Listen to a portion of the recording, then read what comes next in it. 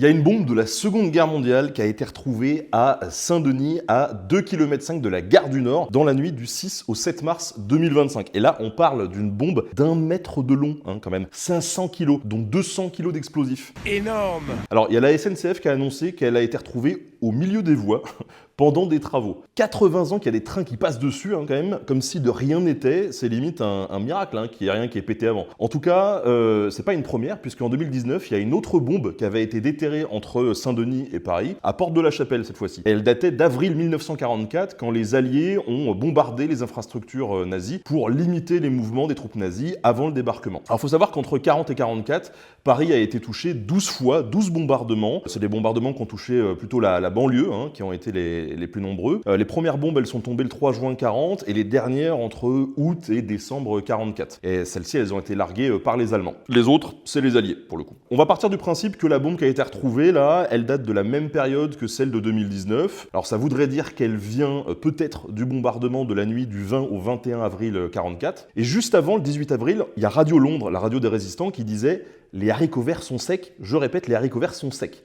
C'était le nom de code pour le bombardement. Le lendemain, on a la gare de triage de Noisy-le-Sec qui est bombardée et la ville est déclarée morte, avec des quartiers entiers rasés et près de 500 victimes. Après ce carnage, on a La Chapelle qui va aussi subir un bombardement. Et cette fois-ci, la radio anglaise prévient la résistance avec un message plus poétique. Ils disent « La Chapelle au clair de lune ». Et en 2 heures, c'est 250 avions qui vont lâcher environ 2000 bombes. C'est 1265 tonnes d'explosifs qui tombent et ça se passe en gros en 2 phases. Alors au début de ces frappes, elles sont plutôt précises, mais avec la fumée, ça part assez vite en vrille. La visibilité va tomber à 0, ça arrose un petit peu partout, y compris sur les zones résidentielles, et donc le bilan est terrible. On a 641 morts, dont 218 de la plaine Saint-Denis, et on a 15 000 personnes sans logement rien qu'à Paris. Entre 42 et 44, c'est quand même 3615 tués, 5464 personnes blessées, et on a plus de 115 000 sinistrés sur Paris et sa banlieue au total.